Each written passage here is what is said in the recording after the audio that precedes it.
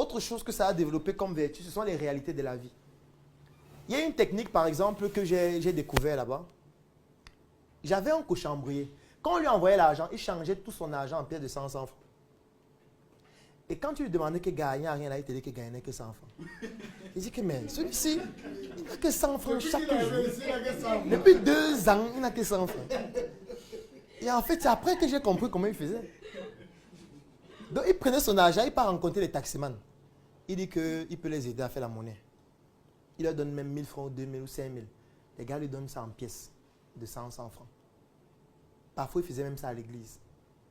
Et il faisait donc, il y a un endroit où il gardait son argent. Quand il rentrait de l'école, il prenait une pièce de 100 francs. Il met dans sa poche, il se balade avec. Il arrive là où on mange. Il achète le haricot avec la bouillie. Puisqu'en face du lycée classique et moderne, il y avait un endroit où on faisait les beignets, le haricot, la bouillie, le bâton.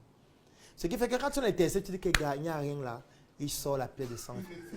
C'est tout ce que je... Tu vois que même pour moi, c'est petit. Les gens développaient des techniques extraordinaires. Les gens sortaient avec des filles pour manger. C'est là-bas que j'ai vu ça pour la première fois.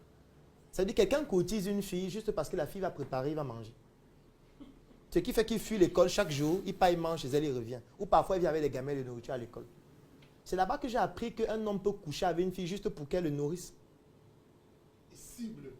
Ça veut dire que ce n'est pas qu'il l'aime. Il a faim.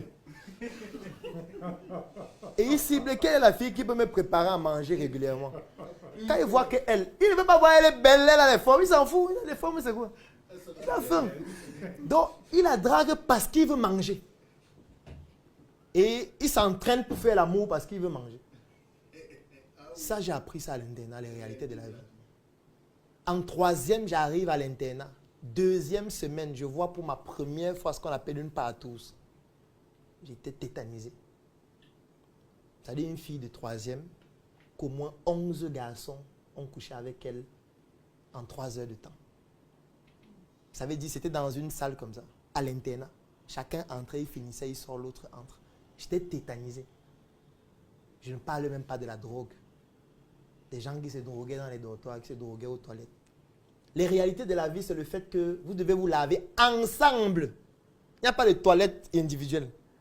C'est-à-dire que où vous vous lavez, c'est 20 personnes. Vous avez chacun son seau d'eau. Vous vous déshabillez tous nus. Chacun se lave ensemble. Au début, il me cachait. Il me lavait la nuit tard. Quand les gens dorment, il va me laver. Parce qu'il veut me laver seul. Après, on dit, mon cher ami. C'est pas comme ça. C'est ensemble. Non, les garçons sont d'un côté, les filles sont d'un côté. Ça te rend humble.